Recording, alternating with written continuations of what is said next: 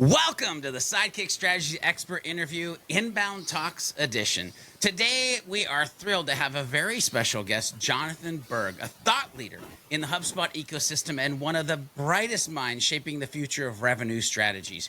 Jonathan recently spoke at Inbound 2024, where he tackled the ever-evolving landscape of HubSpot and how the top performers are differentiating themselves. His talk, State of HubSpot 2024, how the best do it different. Ooh, don't we always want to know the answer to that question? Highlighted key trends around customer centricity, CRM investment strategies, and leveraging AI. Was there AI talks at Inbound? Just a few. For innovative go-to-market approaches. He was joined by an all-star set of humans such as Sam Jacobs, Bo Brooks, Pete Caputa, and Jill Rowley for years. We're excited to dive deeper into these topics and get insights into how leaders can blaze new trails and drive growth in a fast-changing world. You know what? Because you're wearing the shirt, I'm going to change that just a little bit. They can do meaningful growth in a fast-changing world. Jonathan, welcome to the show, buddy. How are you doing today? Yeah, I'm doing great. Thanks for having me, George. Yeah, it was an intense 3 days. Learned a ton, and like I said at the end of my presentation with that crew, I was honored to be joined by a top-notch panel that dropped some serious knowledge. So thanks for having me on this. Yeah, absolutely. Yeah, and as far as panels and humans, my goodness. Now, I do want to start somewhere. Because, by the way, I did a little research. I watched a little stream. It's kind of tucked away in the middle of like a bunch of other stuff. But I have to start with how your talk kind of started. Jonathan, is Inbound dead? Is inbound dead? I dropped it. I mic dropped that one, right? But the data is interesting because when we asked folks, so we surveyed 1,600 marketing, sales, customer success, and revenue ops professionals around the globe, right? So that was, and we did a two phase study. So we did a qualitative aspects where we did a whole bunch of interviews with executives across the whole ecosystem, and then customers and end users, and we used that to create a survey, which then we deployed out through market research best practices. We have a partner that keeps it all really tight for us. And one of the questions that we asked was, what's your primary and secondary go-to-market strategy? And only 10% of people selected inbound as their primary. And I was like blown away by this. I'm like, hold on a second. What is going on, people? Like, this is the HubSpot ecosystem. Like, is AI really messing things up that bad that quickly, right? But what we learned about it was then the combination of inbound with the other choices. So product-led growth, account-based growth, customer-led growth being number 2 as a primary, which was super interesting and I think very indicative of the current environment. And then account-based approaches as well highlighted that inbound isn't dead. It's actually thriving. It's the tactics and the strategies that are going to work to drive inbound methodology today is different, right? And I think that's what organizations are struggling with. Now, the good thing is I'm a big fan of the Pavilion, the Winning by Designs, and some of the other sort of research firms out there that talk around go-to-market fit. I'm a big believer of that. And I think what companies are doing now is they're really trying to figure out, like, great, what is our go-to-market fit? How do our buyers buy? How do people want to learn about our solutions? And then how can we help them to understand that it's the best solution for us? And that's really what we found and what the panelists highlighted on that call. Now, the stat that followed that, which is, I think, great news for everybody listening, because I'm hoping that y'all are aware and investing in HubSpot solutions, is that 96% of people said that HubSpot is supporting their go-to-market regardless of what they chose, right? Whether it was whatever combination of those different go-to-markets I rattled off, 96% of people said HubSpot is supporting me in that motion. I love that. Like, no matter what you call it, HubSpot tends to be in the foundation or the root of it. It's interesting, Jonathan, because you said a word, and there's certain words that always pique my interest of like, oh, okay, let's go down that road. You said the word change, right? And in that inbound talk with you and the amazing humans, there was a bit of an kind of an emphasis, if you will, for the need for revenue leaders or leaders to innovate or risk falling behind. So I want to ask you, because obviously innovate is change and risk is change most times, and we don't want people to fall behind. So, what are the key indicators that a company is standing still on their go-to market approach, and maybe since they're standing still actually falling behind? Like, what are your thoughts on that? Everybody at the company is focused that they don't have enough MQLs, or Mm. or that they have many different go-to-market models, and they're chasing ones that.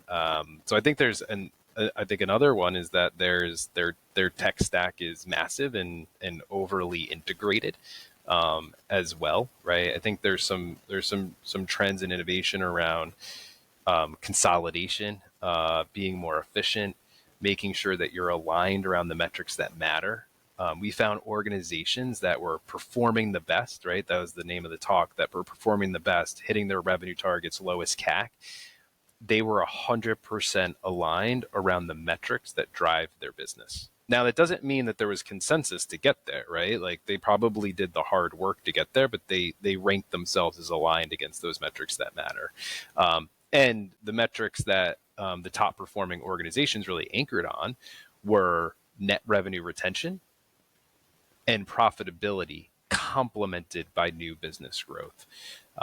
So I think those are some of the key areas. I think, you talk to a lot of revenue leaders around challenges, and in the State of HubSpot report, we found that keeping up with new technology was a top challenge, and then integrating AI into business process was a top challenge as well.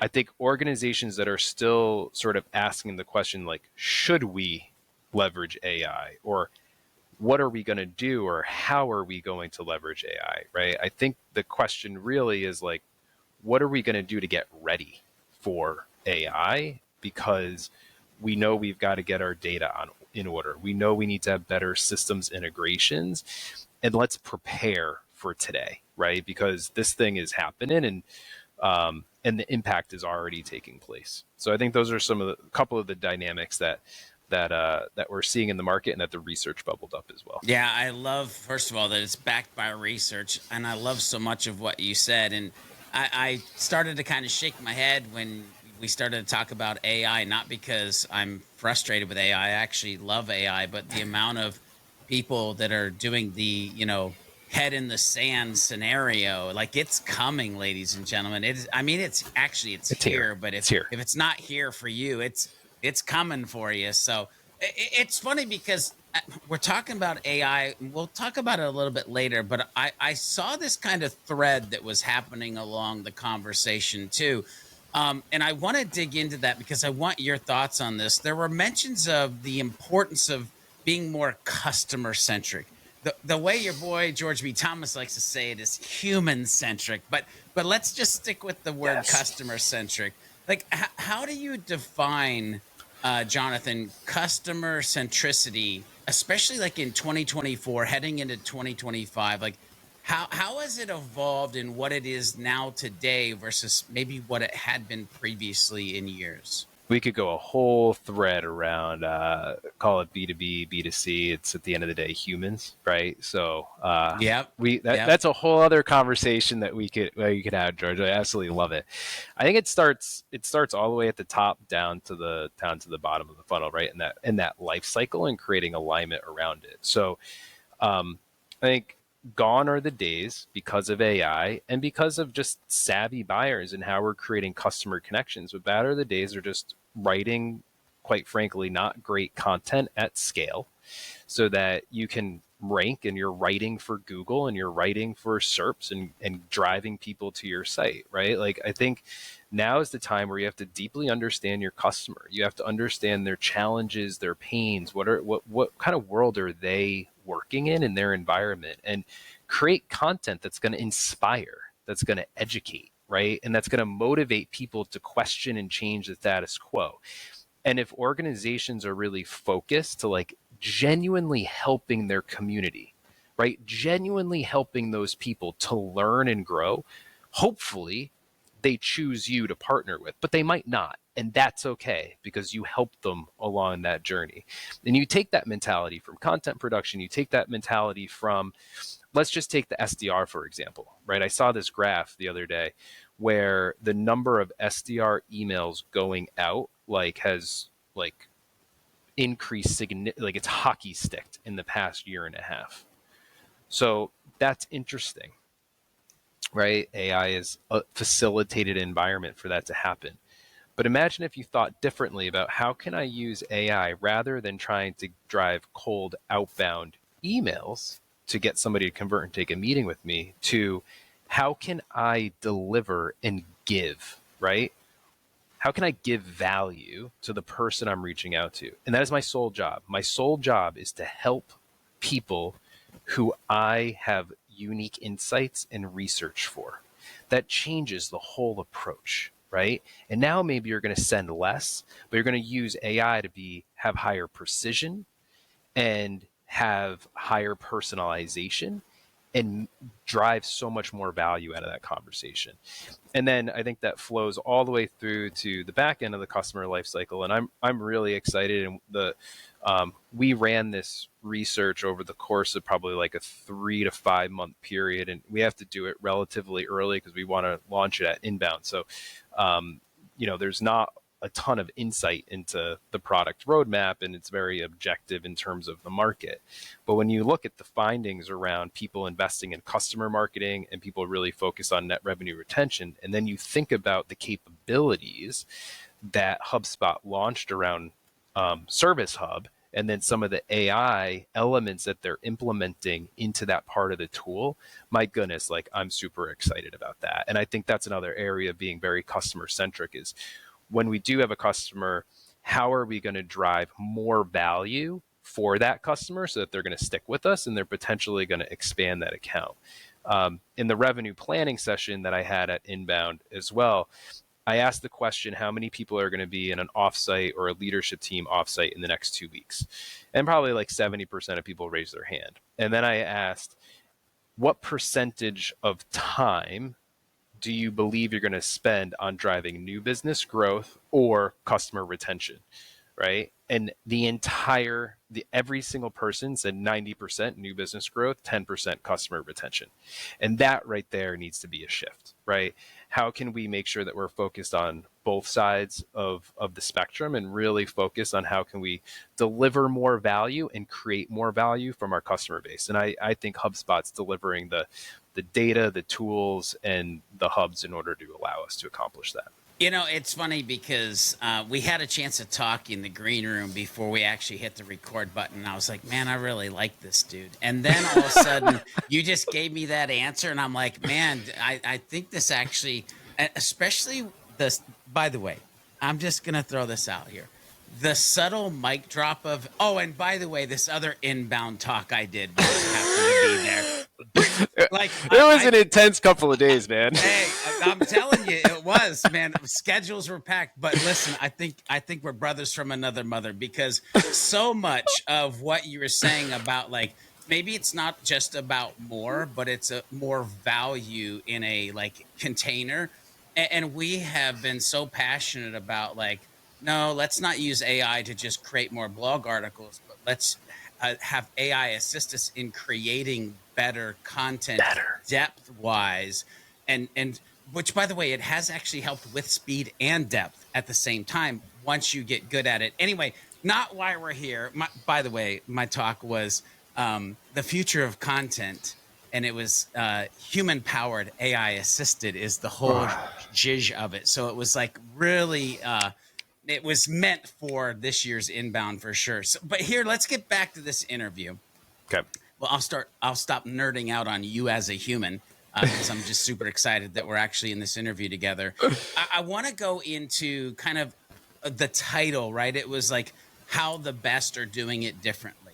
Yeah. And so, Jonathan, when you think about the best companies, especially in the HubSpot ecosystem, because, we all love HubSpot, how are they using their CRM system differently? Like, what are some specific examples when you think of like innovative CRM strategies that you've seen or heard of in the ecosystem? So I'm gonna stick to the data for some of these answers. So they're actually using it, like genuinely. Like we found that a lot of organizations just are not maximizing the capabilities and features of HubSpot, and that was reported out through the data. And the best in class are using 10% more likely to say that they're maximizing the features of HubSpot. So that's just step one, right? Is what is our use case? Like, how are we going to actually utilize our technology in order to make that happen? So that's just like table stakes, right? Is like, how can I? And one of the reasons why organizations say they're not using HubSpot to its fullest extent is um, skills, and then knowledge and education as well, right? So there's some elements that we highlighted that the best do in order to like enhance that. And I think the partner ecosystem and what the partner ecosystem has to offer really does support organizations to get the most out of it. The other is this notion of activation. So, like, how they're using it. So, the number one the number one reason why organizations are investing in HubSpot is to manage data. Okay, that's really interesting. But the best significantly rank activating data higher than everybody else. So it's not just managing it, it's thinking through how can I activate data. All right, so another really interesting fact is from 2023, we found that organizations who are the best, right? So the way that we define the best are achieving their revenue targets, have higher growth, and have lower cost of acquisition, right? They're I'm missing on the exact stat. I apologize, and I don't want to misquote, but they're more likely to have Operations Hub in their environment as well, right? So I think that whole notion around managing data, creating really strong data structures aligned to your go-to-market, and then identifying ways to activate it with all of the Breeze capabilities coming into the market and other of the integrated apps having really strong AI capabilities, you need to have good data structure, right? So you need to activate it. And then how can you use HubSpot's core capabilities with Operations Hub? And we have some fantastic use cases with customers who are leveraging Ops Hub to drive some really cool integration frameworks and then data flows associated with it, right? To really get the most out of the tool as well. And then the number one way organizations are driving profitable and efficient growth with HubSpot as well is through is driving team efficiency and automation, right? So utilizing automation capabilities to help prioritize customer connections and allow organizations to focus on strategy rather than constantly doing a lot of the manual cycles. We found that as a top challenge too for organizations is that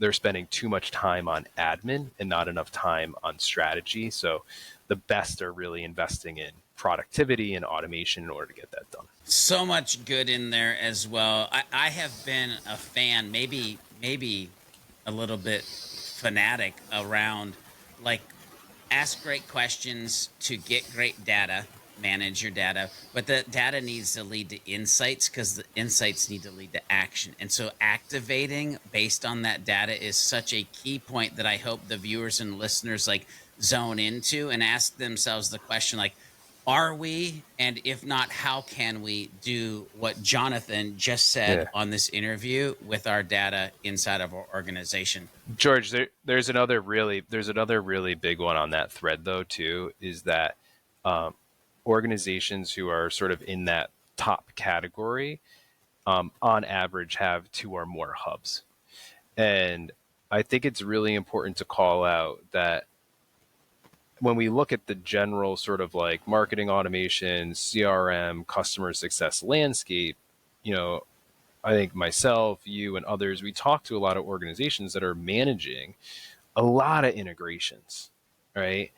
And, I was like, rewind 15 years ago, like I was one of those demand gen folks. Like I grew up as like a demand gen and marketing ops individual. And I was all about like, let me like build my tech stack and have all of my point solutions like set out. Right. And, I think we are at the time where, yeah, you want to extend your core platform with capabilities that you really need, right? That's why we have an app ecosystem that's so healthy and robust in the HubSpot ecosystem. But I think the thing that I'm really impressed by and grateful for is that we have these hubs of activation. And if you are integrating and consolidating as much that makes sense for your business, the more likely you are to have that clean data, the more likely that you are to create that activation, and the more likely you are to drive usage of the tools. So I could also go into a whole thread about data we found around platform usage among the best, but I'll stop there. So I feel like that's a really timely, applicable point as companies are moving into 2025, taking a hard look and thinking through like, is my sales organization or my service team jumping into like 3 tools to do their job on a daily basis? Because I will guarantee you, like, look at their employee engagement scores compared to the team that is working all within HubSpot and able to leverage automation and productivity.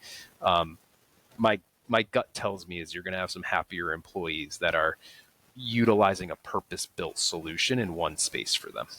Yes, yes. And by the way, if you're watching this and you're like employee engagement score, what? Start there. Just start there, and then go back and watch this and implement the things. So it's funny, Jonathan, you actually mentioned Breeze. So I'm going to dive into this. I want to nerd out on things that I know we both enjoy and love, AI and HubSpot. And AI was a good part of the talk. Again, there was threads inside of the talk with the panel. What are the most significant ways you see AI transforming HubSpot users, sales, and marketing strategies in the very, very near future? I think being able to quickly turn really good, valuable content. I'm probably summarizing some of your talk here, but I believe the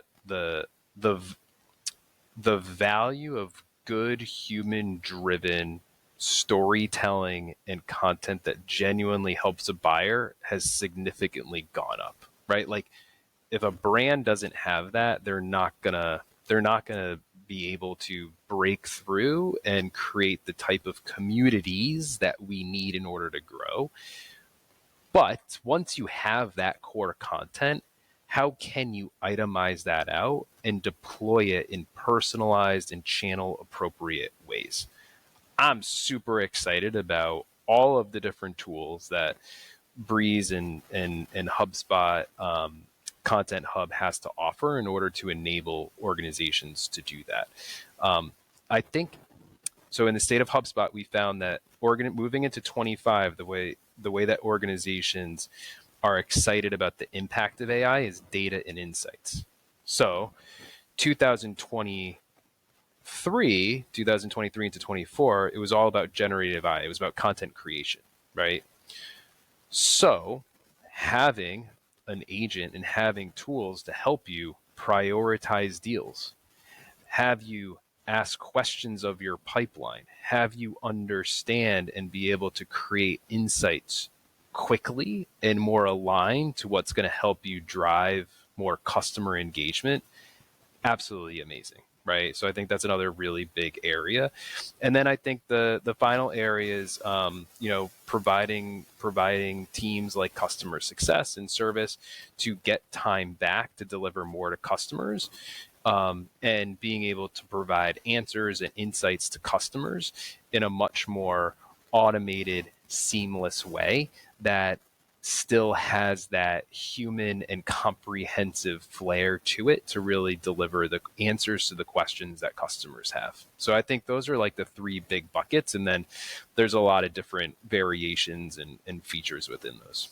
I love that so much. And it's funny, as I was listening to you, you transported my brain to a part where Dharmesh was on the stage, and he actually brought up the agent.ai. No S on there, by the way, ladies and gentlemen. Agent.ai. And I was like, oh. And then he was like, and also you can have your agent connect with HubSpot. And I was like, oh. Like immediately, like bells and whistles went off on my brain around this like analytics and data and insight and reporting and like being able to have multiple agents and access to the CRM that we love. And anyway, it was just a whole thing. So that being said, I want to ask you a question that might be a little bit more specific to you and your journey with HubSpot. Like HubSpot itself is always evolving. That can be a positive.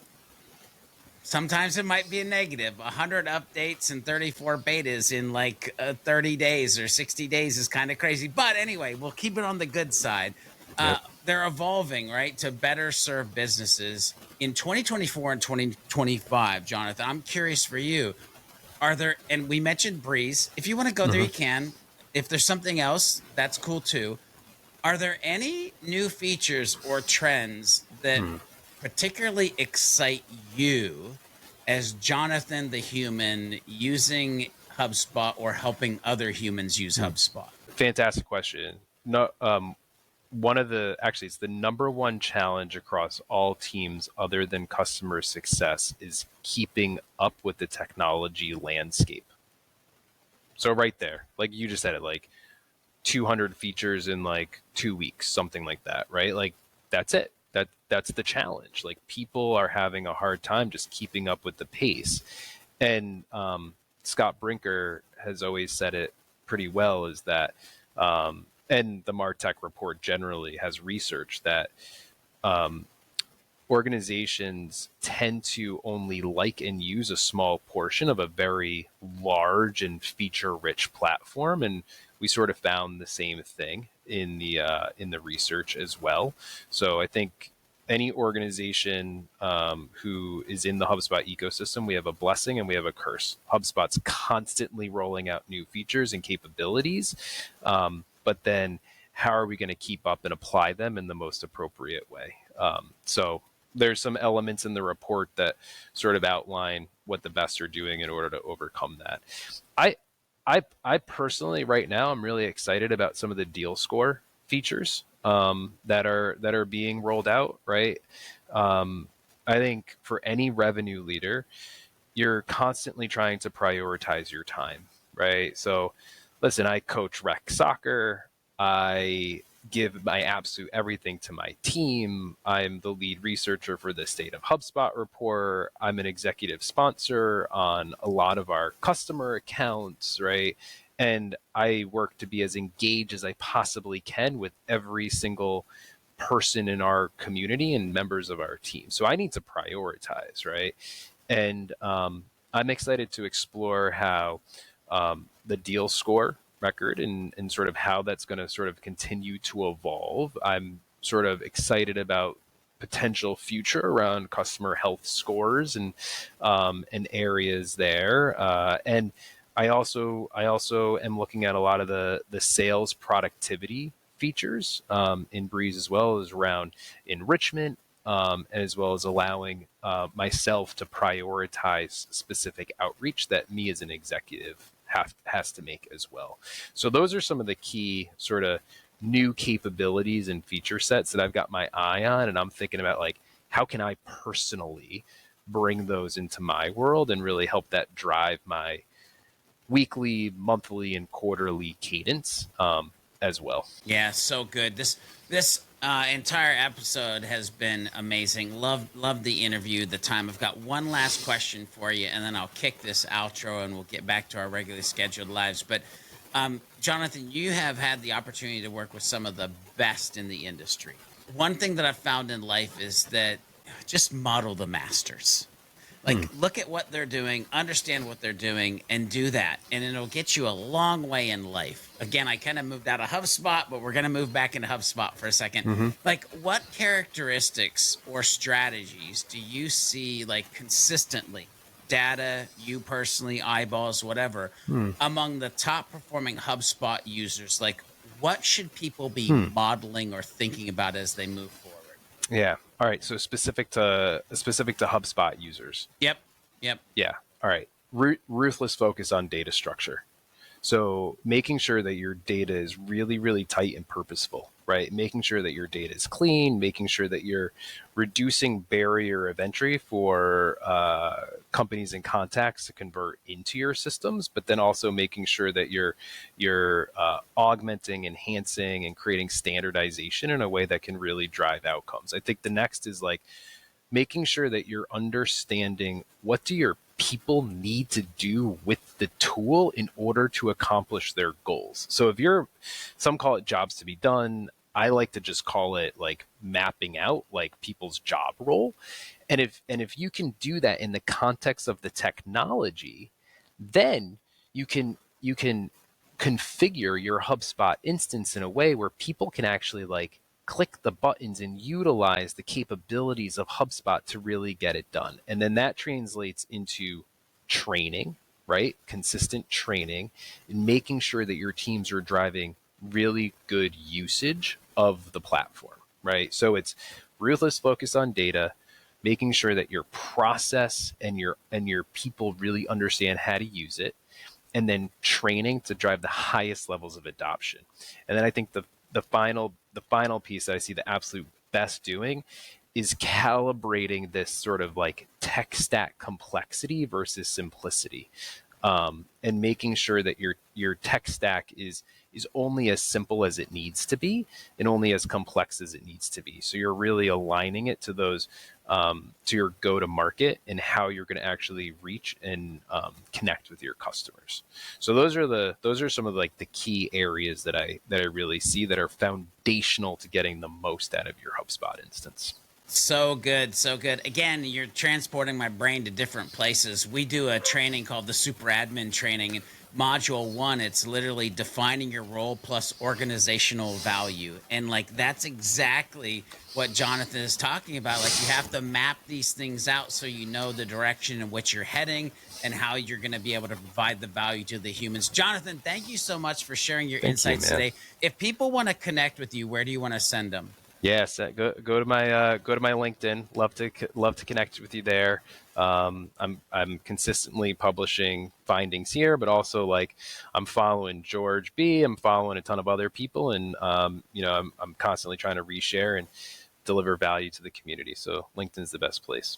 Love it so much, ladies and gentlemen. It's been a fantastic discussion. I know you're walking away with actionable takeaways to implement in your own HubSpot strategies, from embracing AI to focusing on customer centricity, human-centric, and innovating CRM investments. There's so much for revenue leaders to consider as they move forward in 2024. And by the way, let's just tag on 2025 because who knows when you're going to be watching this. For everyone watching or listening, whether you're just starting with HubSpot or you've been in the ecosystem for years, remember that success is about continuous innovation and staying aligned with your customers' needs. As Jonathan highlighted, the bests are always looking for new ways to differentiate and add value. If you want to stay ahead of the curve, take time to evaluate your current strategies and explore how you can incorporate AI, optimize your CRM, and put your customers at the center of your growth, or dare I say, meaningful growth efforts. Thank you for tuning in to another episode of Sidekick Strategies Expert Interviews Inbound Talks Edition. Be sure to subscribe so you don't miss out more expert advice. And remember to be a happy, helpful, humble human and do some happy HubSpotting along the way.